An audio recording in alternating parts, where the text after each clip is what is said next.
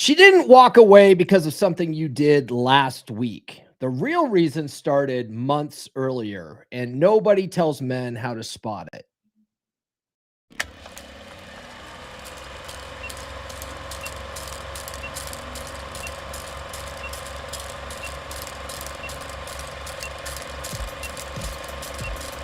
We're going live, baby. We'll do it live. You're listening to the premier podcast for men who want to not only be better with women, but want to be better men in general. This is the Come On Man podcast. And here's your host, Paul Bauer. Paul Bauer. Paul Bauer. Paul Bauer. Paul Bauer. Paul Bauer. Paul Bauer. He is a certified master life coach and NLP practitioner. It's true. It's damn true. Happy hump day, you savages. Fun fact, I just found out this morning that my show is in the top 5% of podcasts on Spotify. So thank you guys for listening when you guys tune in on Spotify or iTunes or whatever. All right, let's get into this here. Your breakup was not your fault, and I can prove it. Most men beat themselves up for months because they never learn the real reason she walked. You could have done everything right. You could have given time, effort, loyalty, and none of that matters. It doesn't matter, especially if she stops seeing value in the connection. And this has nothing to do with your worth as a man. It has everything to do with instincts she follows without even realizing it. And once you understand the law she is wired to follow, once you understand how her internal ranking system works, you stop blaming yourself. You stop replaying the breakup. You stop wondering what you could have fixed. And you finally see why this had nothing to do with a failure on your part. Stay with me, because by the end of the stream, you will understand exactly what happened, why it happened, and why you can walk away from that breakup with your head held high. And once this truth clicks, you will never look at a breakup the same way again. Before we get into it, though, if you are new to the channel, my name is Paul Bauer. I help men level up and get better with women. And the funny thing about doing that is it tends to make us better men in all areas of our lives. Let's get into this, okay? So a lot of guys blame themselves by default. They immediately start beating themselves up. You know, what could have I done better? All this kind of stuff, right? The average man walks into a breakup assuming he failed, even when the breakup had nothing to do with his effort or devotion. A lot of guys are very loyal. A lot of guys are very devoted to their girl. And then women just don't see it. They don't see it because men and women experience love totally differently, right? Men experience love as close to the fairy tale version as you can get. I once heard, I'm not a big fan of their show, but I once heard Myron from Fresh and Fit say, men love for real, right? Men love for real. Like, we have the closest thing you could get to unconditional love. Women just don't have that. They just don't have that. They're not wired for it. Okay. So you could have been the most devoted, loyal husband on the planet. You could have reassured her that you would never cheat, and she still would have dumped you anyway because of this thing that we're going to get into. Guys, before we get too far into this, though, do be sure to like, subscribe, hit those notifications. I do have new episodes every Monday, Wednesday, and Friday without fail. Okay. I'm not one of those guys that posts, hey, no episode today, guys. I don't know, making a sandwich. I don't know, you know. Sometimes I don't do sponsored episodes because I don't have someone didn't sponsor an episode, okay? But the Monday, Wednesday, Friday shows are always live.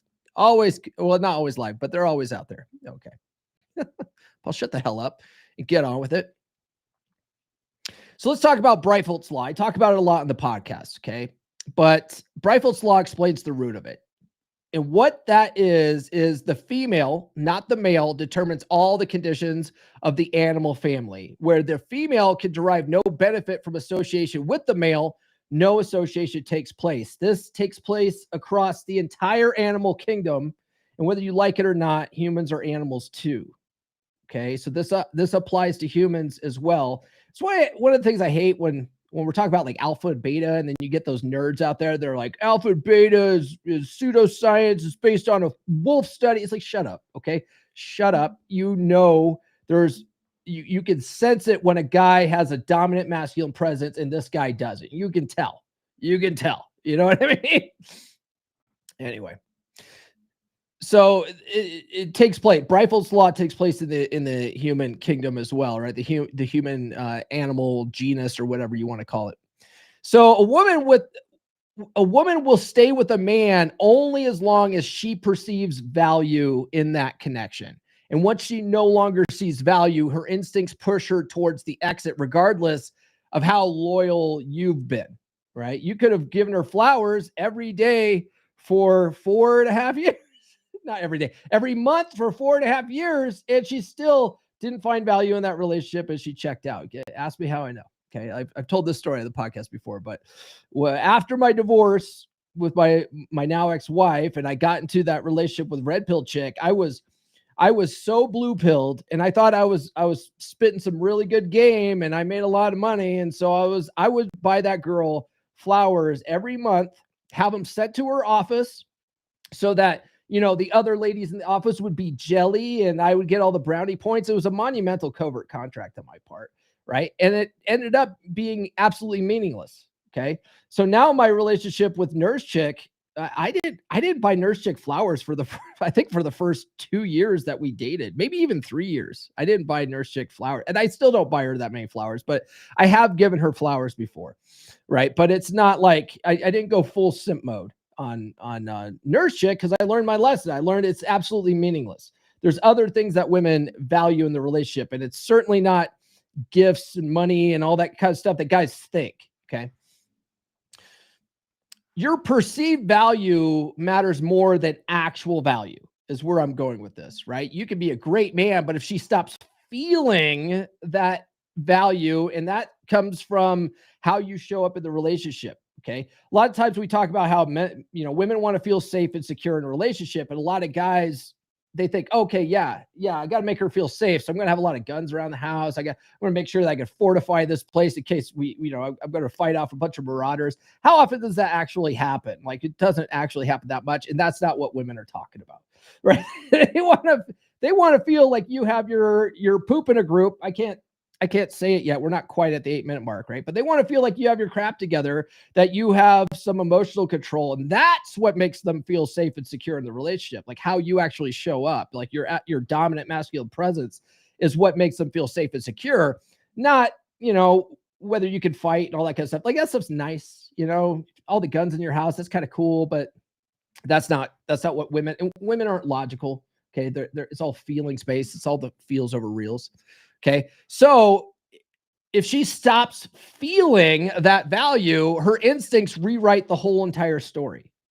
Her instincts will make up all this other stuff about why you're not the right man. And she starts looking for better options. Okay. Now, guys, I know a lot of you guys tune in because you recently went through a breakup or separation or something like that. So for men who recently went through a breakup or divorce, if you had known the Brifault's law, like this rule years ago, do you think your situation would have played out differently? If you knew about Brifault's law and how things actually worked and you understood hypergamy and all that kind of stuff, do you think your situation would have played out differently? Let me know what you think in the chat or in the comments, okay? If you're watching the replay, drop a comment below. So I mentioned hypergamy. So let's talk about hypergamy. Hypergamy, it's not the devil, it's instinct. Okay. And it goes hand in hand with Brifault's law. Now, there was this guy that I finally got so annoyed with this guy. I finally ended up blocking him because I was just tired of his nonsense. He was a total spurg, right? And God bless the spurgs, right? But they only see things in black and white. And this guy was like, he was talking about doing violent stuff with women in the comment section. I was like, I can't have this. I can't have this guy in my comments, poisoning the well. But he was convinced that hypergamy was this new thing and that it was a creation of the devil and that it was his job to eradicate it from the planet. Like, that's dangerous thinking, okay? It's not evil. It's evolutionary wiring. It's her instinct. It's a survival mechanism, okay? So a woman is wired to choose her best option available to her in terms of security, emotion, excitement, and future potential. This is all about making sure that she will survive and that her offspring will survive. That's what it is. And it's never left women's programming. It's a part of their DNA.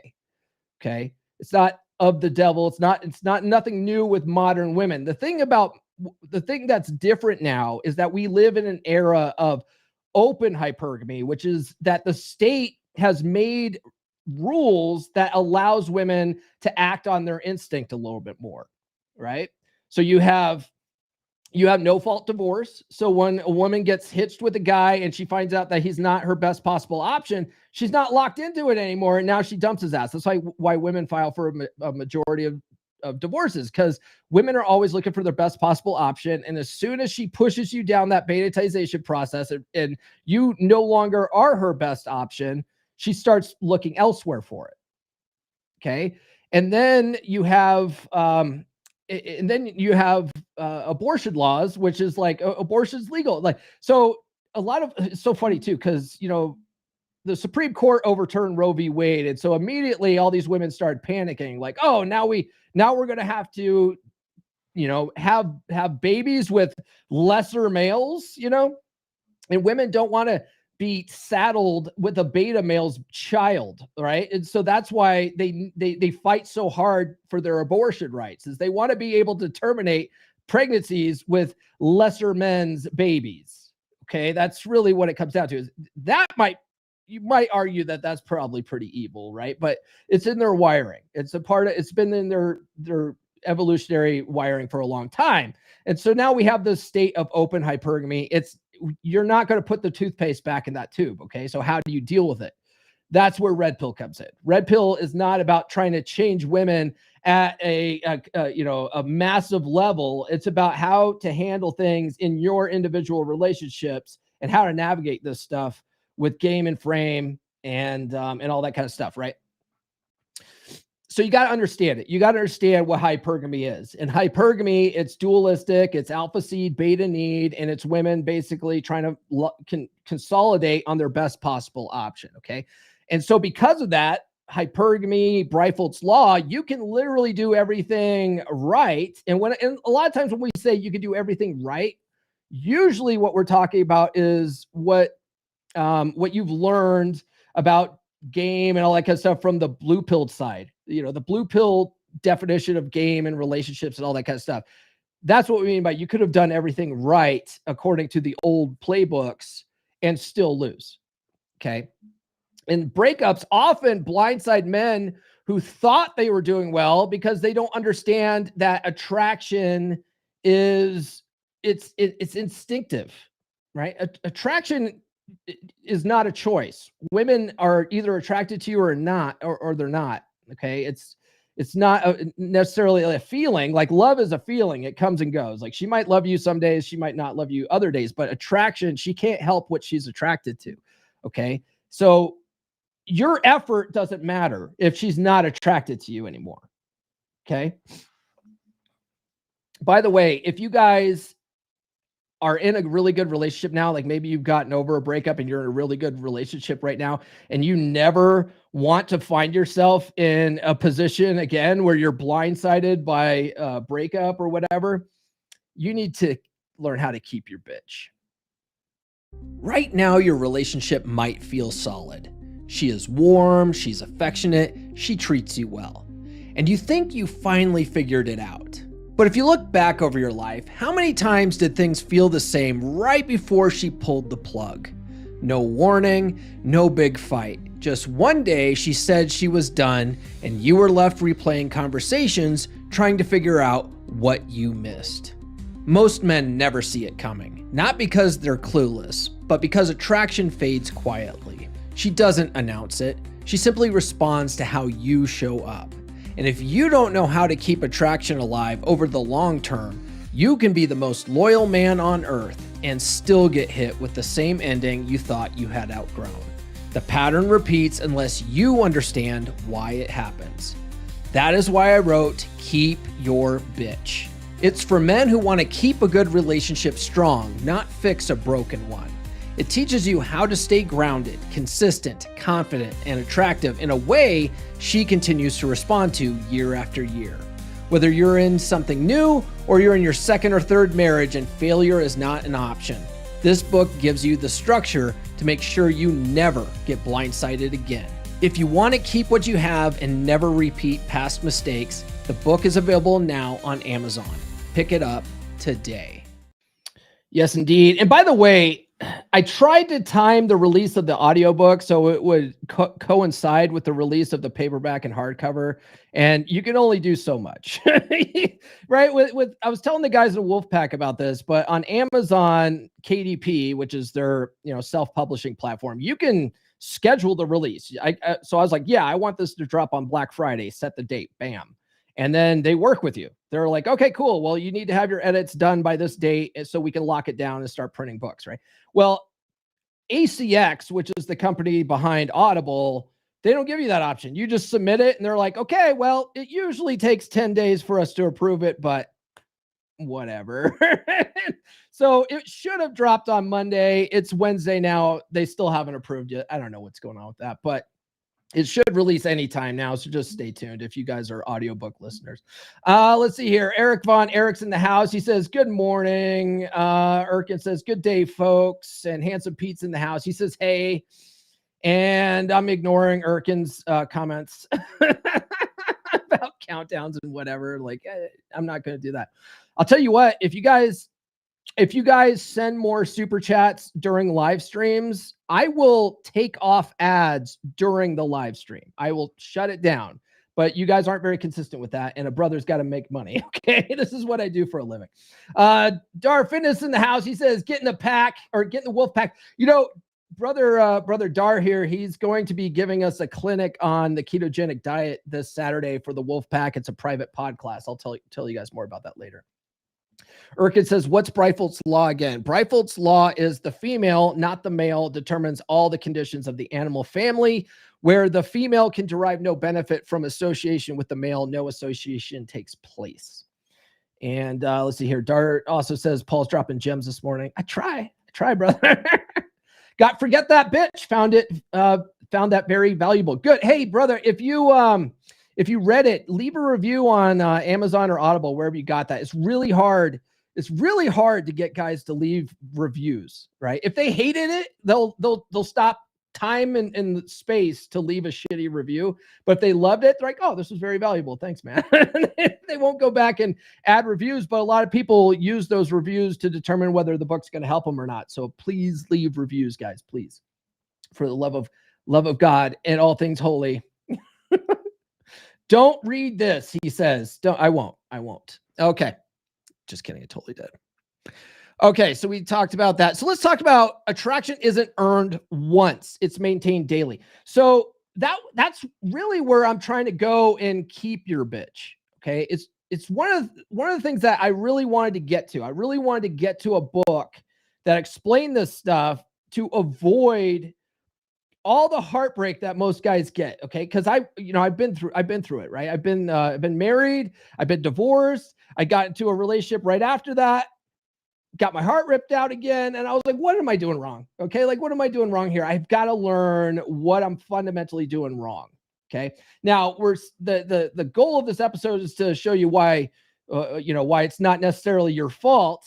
Okay. But there are things that you could be doing better. And that's what we're going to be talking about today. Okay. Because while you were probably ignorant of Brifault's law and hypergamy and all that kind of stuff, ignorance is no excuse when you're before the court, right?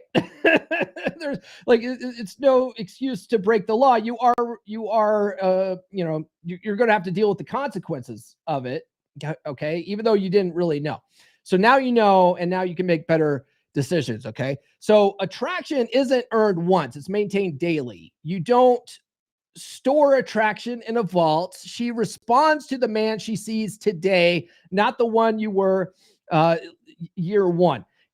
I have a video that's been going viral for a long time now on TikTok. And it's me saying that women don't love men. They love how men make them feel. And it's something I had to learn too, that there's no such thing as relationship equity.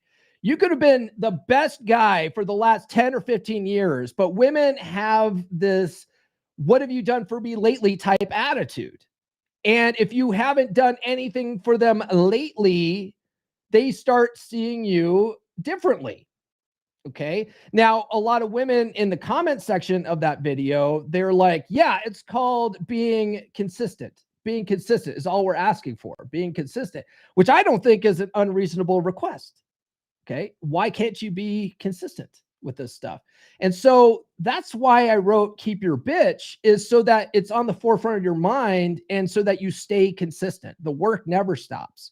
You always have to be her best possible option if you want things to work out and if you want the best possible chances of things working out. Okay. But you weren't doing that before. You were playing by blue pill rules. Okay. You were playing by blue pill rules, and men are taught to believe that hard work, devotion, and self-sacrifice somehow create loyalty. That tends to work in business. It tends to work in male friendships. It doesn't work in romance because women are wired differently, completely wired differently. Okay. Now, what's funny about this is that we're really seeing this in real time when it comes to lesbian relationships. Lesbian relationships have a 75% failure rate, right? 75% of lesbian marriages end in divorce. That's astronomical. That's because it's two women. It's two women that can't get along, right? Because they're both looking for their best possible option. As soon as they see that, like, you know, that they're not their best possible option, now it's all of a sudden there's just nothing but friction, right? Nothing but friction. And then you have heterosexual relationships, we have a 50% divorce rate. And then when you have gay men get married, they have like a 25%. Like they're together because they can get along, right? They have less breakups and stuff like that. So you have to understand that what works with your interactions with other dudes doesn't work with your interactions with women. It just doesn't work that way. Okay. So hard work, devotion, self-sacrifice, it's all meaningless bullshit. It's all meaningless bullshit. It's how you make her feel in the moment.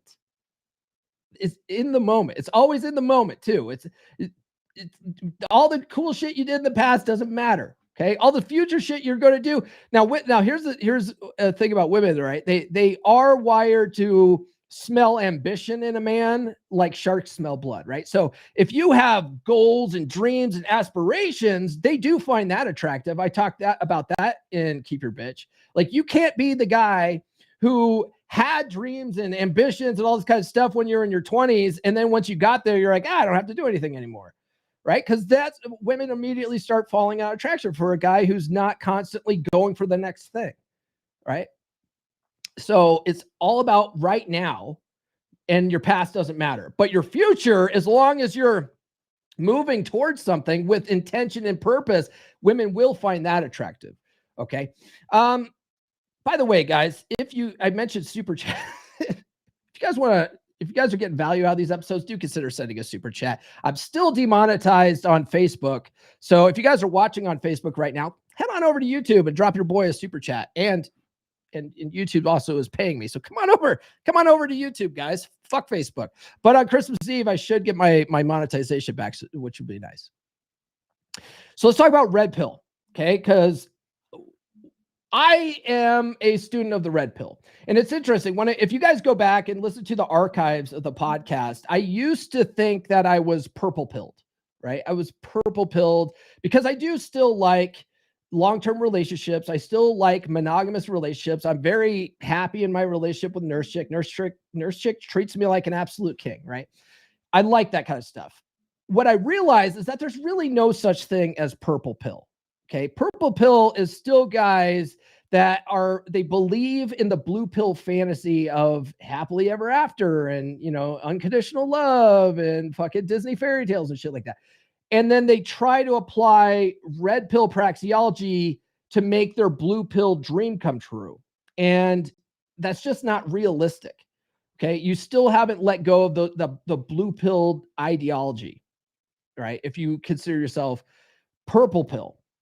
And so what I had this realization probably in 2021 at some point that, fuck, yeah. I mean, you could still be a red pill guy and still be in monogamous long-term relationships. There's no reason why you can't. Okay. But there's also no guarantees. There's no guarantees. You're not guaranteed a happily ever after. You're not. And the work never stops. And that's where red pill, it's kind of like counting cards. And I got this concept from a legend in the space, a guy named Archwinger. Archwinger, he wrote a lot of really profound stuff in the old Married Red Pill years ago. He finally came out of the woodworks again, like maybe a year or two ago. What's her name? Torsia dug him up out of nowhere. He's been on the podcast. Archwinger is a good dude, but he when he came on the podcast, he was like, red pill's like counting cards. Okay, it doesn't guarantee every hand, but it definitely improves your odds. It gives you awareness that really cuts through the fantasy. It makes you see how things really are, so you can be more strategic. Okay.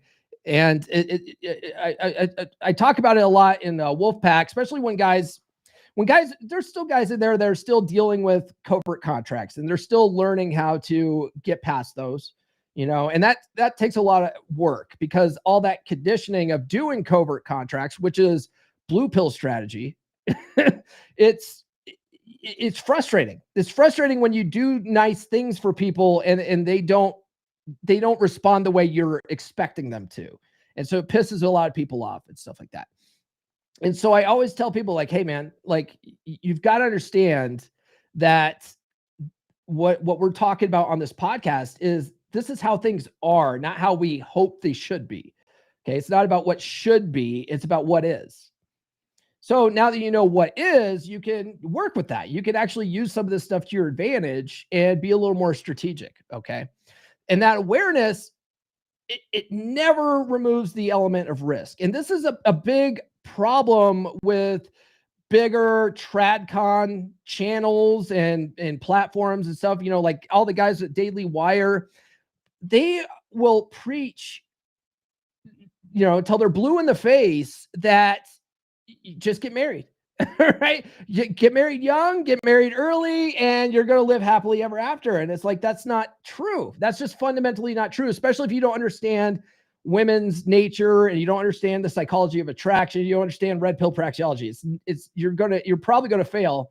And I did that. I followed that advice. I got married when I was 20 years old. Right. I just got married, bro. And it didn't work out. I didn't know what the fuck I was doing. I didn't know how to set the tone and lead relationships. I didn't know what the fuck I was doing. Okay. So what we'll say in the space is, one, we'll say marriage is a bad deal for men. It's probably not a good idea to get the government involved. Right. For one, because there's no guarantee, there's no buffer from the sexual marketplace. You can put a ring on it, but it doesn't guarantee that she's going to stay loyal to you. It doesn't guarantee that she's going to keep fucking you for the rest of your life. That's why I have books on how to get her to fuck you again. Because a lot of guys have learned the hard way that just getting married doesn't guarantee a continuous spigot of fucking sex all the time, right? So you can be sharp, disciplined, charismatic, and still lose a woman who wants something new or feels pulled by instincts that you can't negotiate with. You can't negotiate genuine desire. You can inspire genuine desire, and you have to do it on a daily basis through game and frame. Okay. You can inspire that shit. You can lessen your chances by not allowing yourself to go through the betaization process by learning how to handle shit tests. But that comes as a part of frame, right? But it never quite removes that element of risk. Okay. There's no guarantees. There's no guarantees. And by the way, guys, if you want to swap notes with other like-minded guys on this stuff, if you're going through it, maybe you're recovering from a breakup, or maybe you might be heading for a divorce or something like that. You want to chat with other guys that are going through it. You don't have to do it alone. Okay. Get in the wolf pack. All right. Beer club? Not anymore.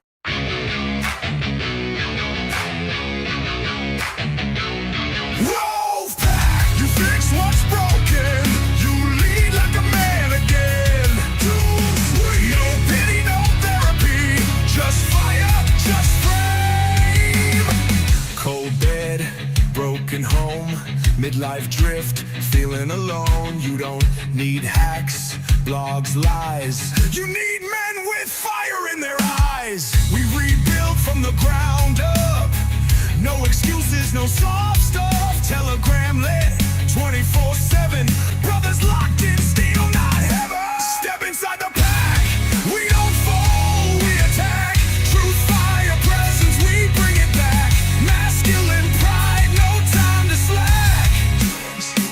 Step inside the pack. Drop your past, claim your track. No therapy talk, no playing small. We sharpen blades, we take it all.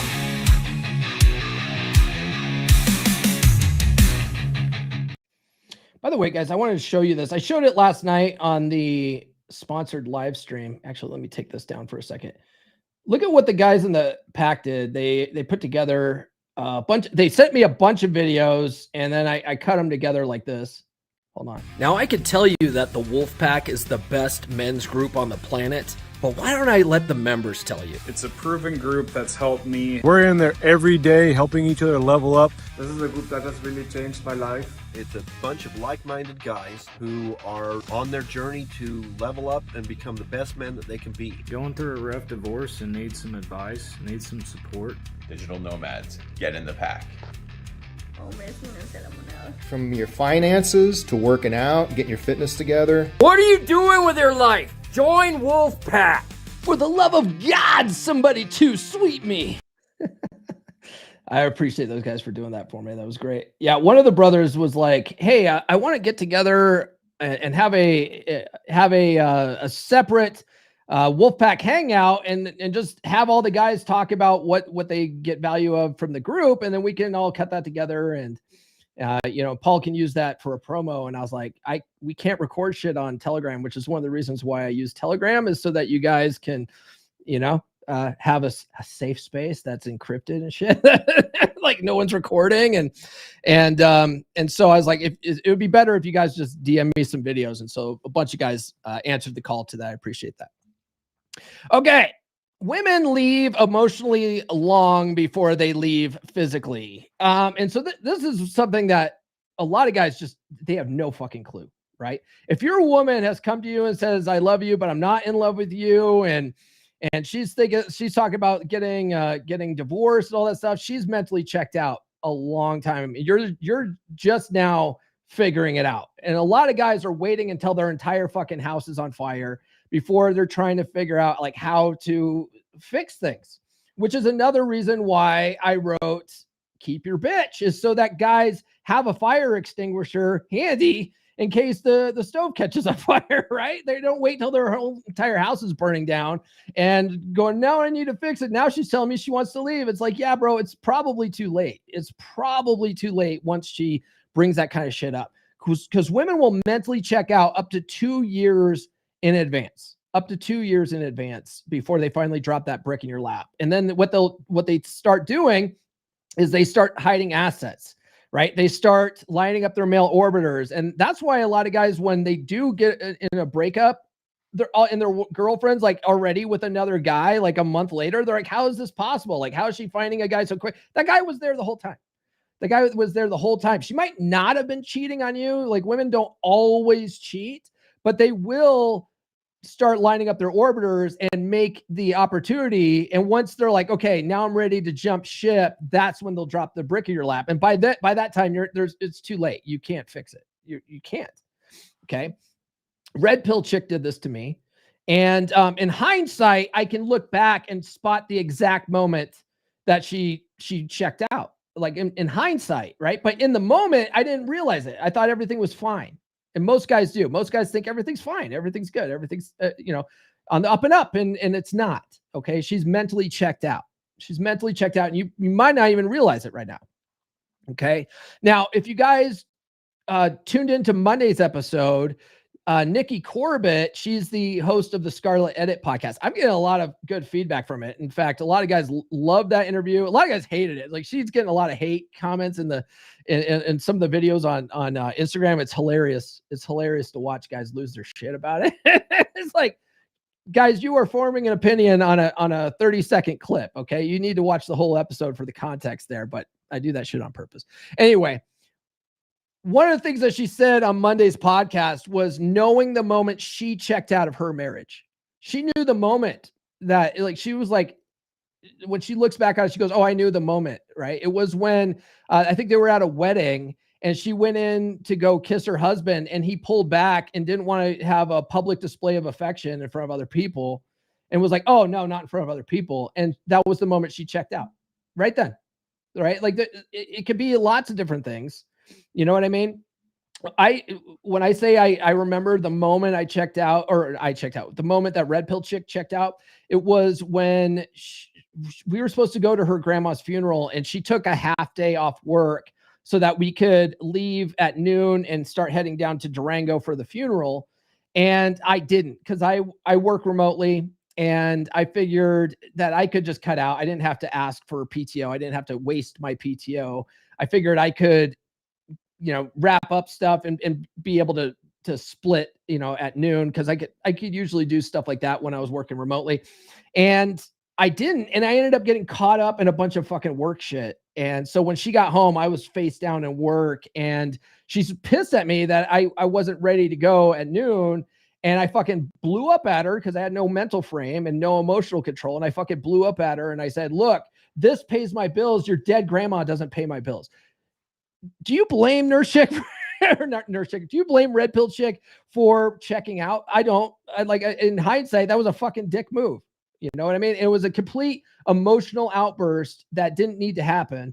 You know what I mean? And I'm the one that fucked up because I should have taken that half day off. It was important to her. You know what I mean? Anyway, hindsight's always 2020, right, guys? Hindsight's always 2020. So women emotionally check out. So that was 2 years before, she started acting so bad that I eventually ended up breaking up with her and she was cheating on me at the end. You know what I mean? So that's typically what happens. Now, you didn't necessarily fail just because she chose differently. Her decision was based on her internal calculations, not necessarily your worth as a man. Okay. I just want you guys to know that, right? Because I do often tell guys like what they can be doing better, things to spot, things, but a lot of the stuff you guys didn't even know. You didn't even know this. Okay. So you might have failed, but you failed for reasons that you weren't even aware of. Okay. But now that you're aware of some of this stuff, you know what I mean? Like you have a better shot. You have a much better shot. Okay. And if you fuck up again, you have no excuses, right? You're like, no, I definitely failed a bunch of shit tests. I definitely didn't have an emotional control. Like you have no excuses. Okay. By the way, follow me on social media. I'm on most of the good platforms. And instead of following me on X, because I'm still banned from X, follow me on Threads. I've been having a lot of fun on Threads lately. So breakups often expose how much you were overinvesting too, right? Like men who lose themselves in a relationship unknowingly lower their perceived value because they stop being the man that she first admired. I talk about this a lot too. Like if you want to use hypergamy to your advantage, women have to see you as above them in some way. But the moment that you start deferring to her, you start letting her make all the decisions, you start putting her on a pedestal, you start acting like a simp and buying her flowers every fucking month, she's now above you and she has no choice but to look down on you, and that kills attraction. Okay? So in hindsight, you'll look back and go, fuck, I was doing all this blue pill shit, right? Like I was buying flowers every month. I can't believe I was fucking doing that stuff, right? That kind of stuff exposes a lot of the stuff that you were doing wrong, And so instead of beating yourself up about it, though, I recommend that you look back on it and go, I'm not going to do that anymore, right? Like I learned what not to do. Okay. And her leaving says more about her wiring than your identity. If you really analyze like her checking out, her lining up orbiters, her doing all this stuff, it really highlights how women are fundamentally wired. You know what I mean?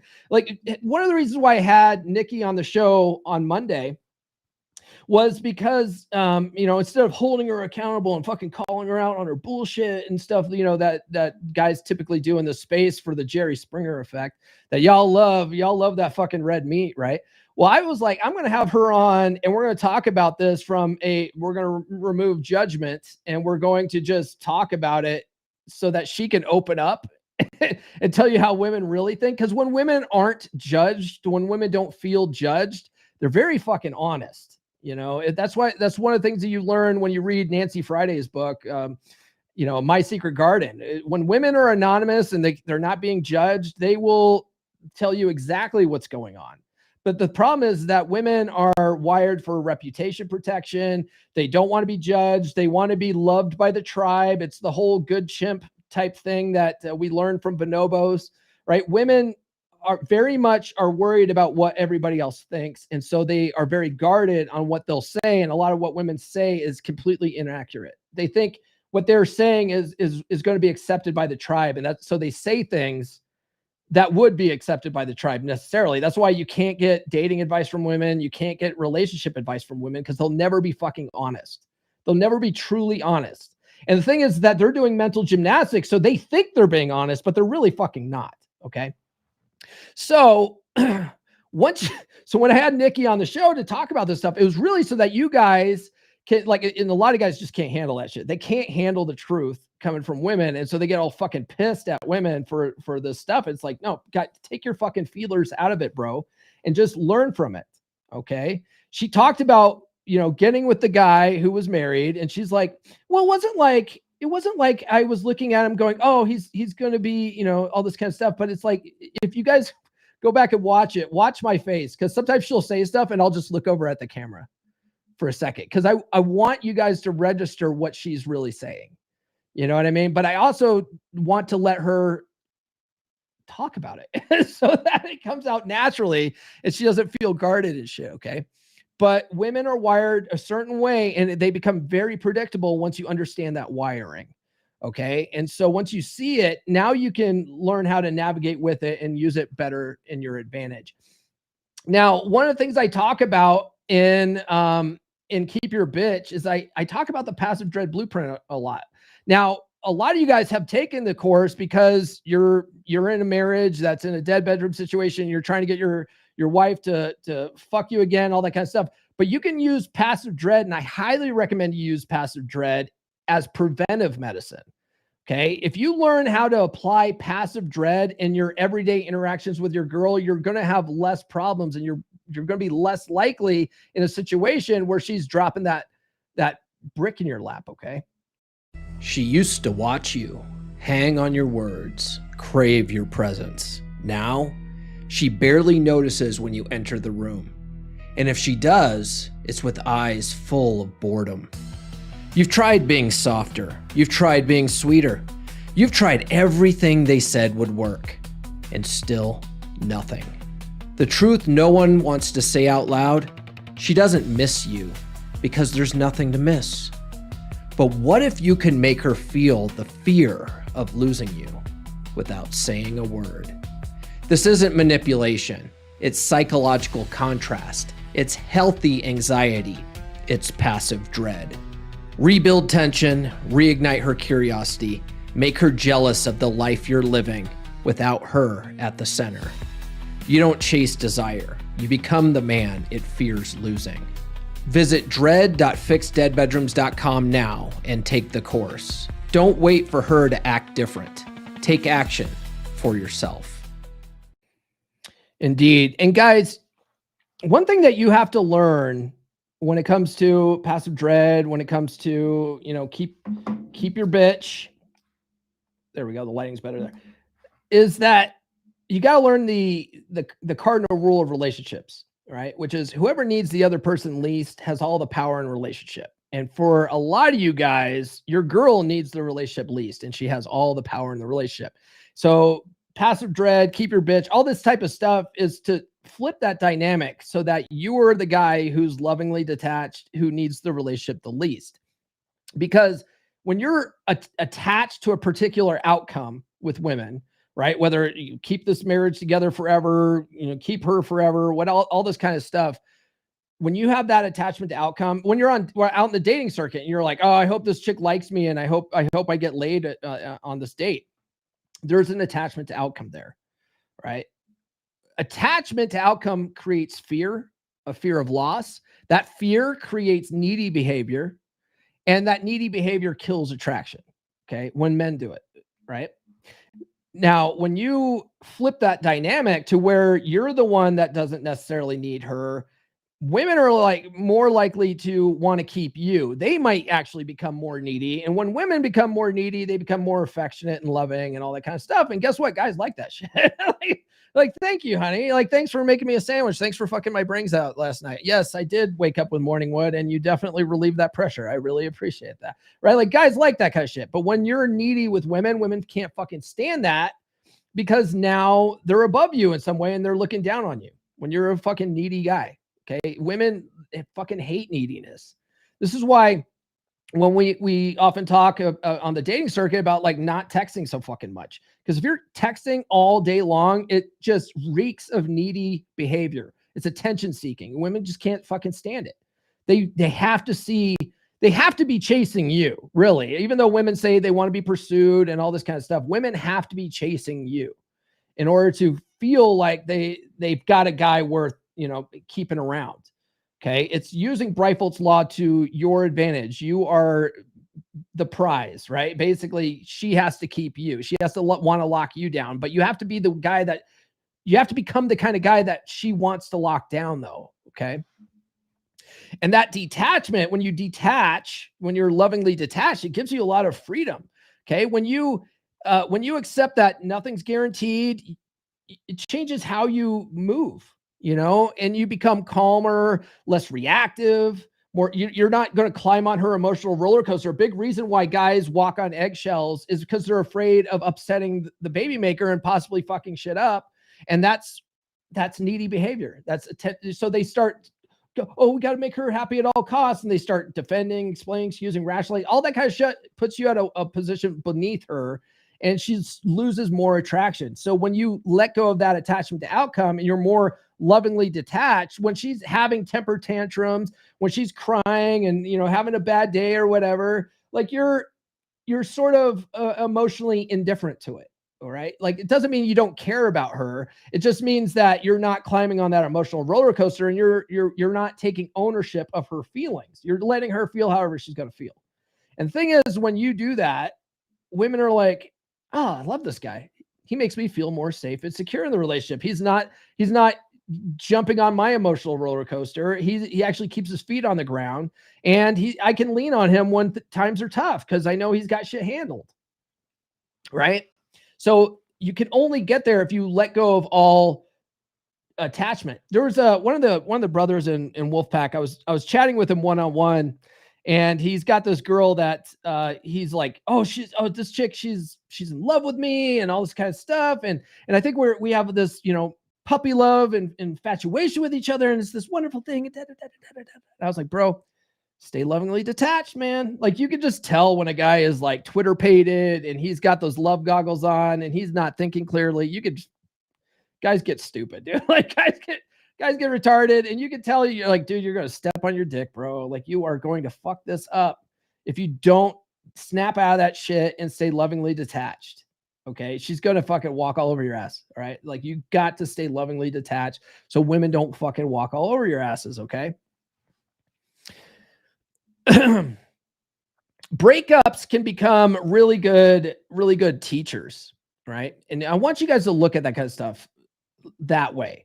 Right. I like to have you guys look at things like there's no such thing as winning and losing. It's winning and learning. So a breakup can be a very good teacher, right? Once you understand the rules of the game, once you understand the praxeology, you understand like how things actually work, you're not going to fall apart in a breakup anymore. A lot of guys put a lot of identity into relationships and they don't know how to be alone. And when a girl dumps them, they fucking zero out. They can't imagine a world not being with her, and unaliving themselves all of a sudden becomes an attractive option just to get rid of the heartbreak.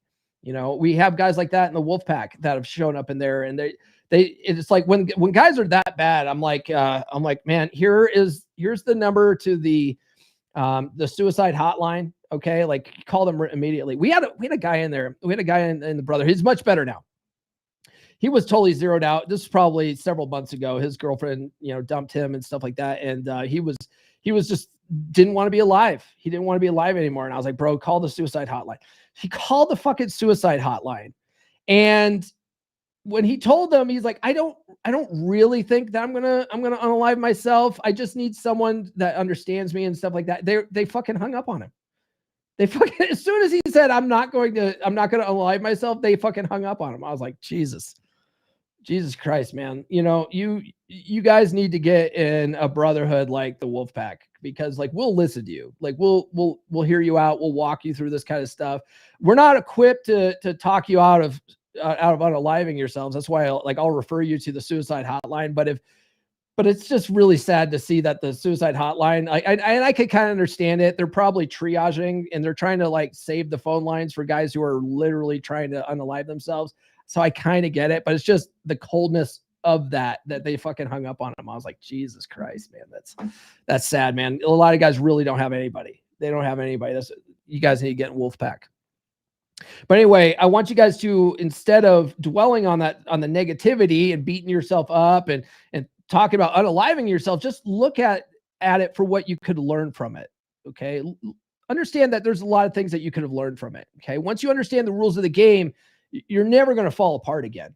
Okay. You'll get in other relationships and it might not work out, but if you're lovingly detached, you have good mental frame, right? It's not going to shatter your world. You know what I mean? Like if Nurse Chick decided tomorrow that I'm not her best possible option anymore, and she tells me, hey, this isn't working out, I'm going to move on or whatever, it would suck. Because she and I have been together going on 5 years, and I really love our relationship, but it's not going to break me. I'm going to be okay. I'll be on the fucking podcast the next day, and I won't even talk shit about her. I'll be like, it didn't work out. You know what I mean? Like I'll be very indifferent to it. You know what I mean? But I wasn't always that way. It took a lot of time to get to a place of being that way. And the work never stops. I'm still working on this stuff. I'm still working on mental frame. I'm still working on trying to keep a positive mindset, trying to stay lovingly detached. The work never stops. Right. But, once you understand it, you study the pattern, you'll adjust, and you'll end up growing stronger, and you'll never be in that position again. Now, when I say that, right, when I say you never end up in that position again, it's not that you will never end up in a breakup ever again, right? It's that it won't impact you as bad as the previous breakups did. Okay. That, and a lot of that I talk about in Keep Your Bitch. It's like, it's not guaranteed. And you have to be lovingly detached. And sometimes you'll realize that she's not the right one for you, and you're going to end things. You know what I mean? And you have to be strong enough to be the guy that ends things. You know what I mean? And because you have to realize that it's her job to keep you. It's your job to be a man worth keeping. And you might be a man worth keeping, and she's just really shitty at keeping you. And at that point, you need to fucking walk, right? You need to go find a better woman. You know what I mean? I also want you guys to realize that you're not alone. You're absolutely not alone in this. There's countless men that experience this exact situation and think they're the only ones who failed, when in reality, they were playing a game they didn't understand. And most guys are. A vast majority of guys are playing a blue pill game that they don't even realize that they're playing. In fact, this is one of the reasons why you can't red pill guys. They have to men seek out the red pill after hitting rock bottom. It's not that we're out here handing out pamphlets saying, hey, come to the red pill. Fucking, we have fucking cookies and shit. Like, we're not doing that. Women will dump a guy and rip his fucking heart out and stomp on it. And then guys are like, what the fuck happened? And that's how they find the red pill. Right. And then they realize, oh, fuck, I'm not alone. But if you go to a guy right now and say, hey, read this book. This is gonna help your relationship, right? Read Keep Your Bitch. Like, most guys are gonna be like, I ain't reading that shit. What are you talking about? Bitch, my girl's not a bitch. Like, how dare you, sir? And then they'll be all fucking pissed off about it. You don't know anything about women. Like, okay. All right, brother, but see me in 3 years. See me in 3 years when she rips your fucking heart out because you're being a blue pill simp. And then now you're gonna be ready for something like this. You know what I mean? Anyway,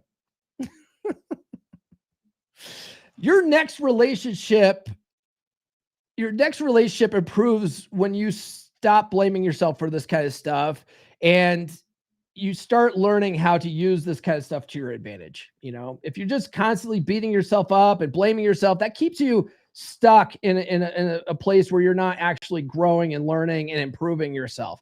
But understanding women's nature gives you power, gives you a lot of power. Detachment will give you peace. I often say that being with women or not being with women is not what gives you peace, right? Peace starts from up here. And a lot of that starts with being lovingly detached. Buddha, I'm not a Buddhist, but Buddha said that the key to all human suffering is attachment. Okay. And I'm not talking about like attachment theory and all that kind of fucking, horoscopes for fucking love and shit like that. It's bullshit. But being that attachment is what really causes your suffering. So if you learn how to be lovingly detached, which means you're doing it not because you don't love her, you're doing it so that you can keep your head on a swivel and better manage the relationship, right? That will give you peace. Having good, strong mental frame and emotional control will give you peace. Okay. Your girl will only bring you fucking drama.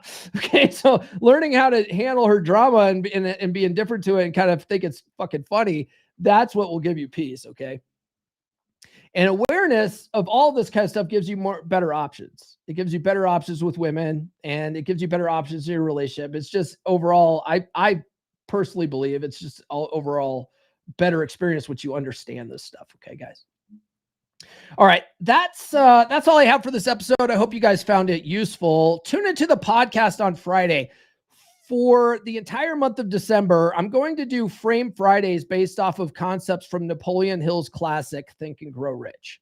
I'm about halfway through my third pass of that book. This time, I'm reading the hardcover along with listening to the audiobook. And if you guys really want to learn certain materials, I recommend doing that at least once, right? Like grab a paperback and then listen to the audiobook as you're reading along. Okay. Because it really causes you to focus on it and do that at least once as you're going through this material 10 to 15 times. Okay. Alex Hormozi, you guys know Alex Hormozi. Alex Hormozi recommends that with all of his books. If you ever read his books, and he's got really good books on business. So if you guys are, entrepreneurs, read his books. But at the very beginning, he says that in all of his books, like listen to the audiobook while you're reading it, and you'll actually get more out of it. So I recommend at least doing that once when you're going through these 10 to 15 times. And like, I'm really finding that it helps me concentrate better, because me sitting down with like a paperback, it's really hard for me to force myself to sit there and read a fucking paperback. I'd much rather listen to audio. And so being able to force myself to sit down and do that while I'm listening to audio, I'm able to concentrate better. So I like doing that. Anyway, Friday's episode is called You're Broke Because You Don't Desire Hard Enough. It's based on the first principle in Think and Grow Rich, according to Napoleon Hill, right? You've got to have a genuine burning desire to achieve that goal. Okay. Now it could be being rich. It could be being better in relationships. It doesn't matter how you apply this stuff. It can be applied in any area of your life. That's what I love about understanding like law of attraction type stuff. So we're going to be talking about that on Friday. And if you guys are into the woo-woo a little bit, I'm going to try to keep the woo out of it, but we're going to talk about it from a position of mental frame and having a genuine burning desire to achieve goals. So hope you guys like that. If you guys haven't done so already, God bless. There we go. Like, subscribe, hit those notifications. I have new episodes every Monday, Wednesday, and Friday. Other than that, we will see you guys then. This has been the Come On Man podcast. Now, go out and get it.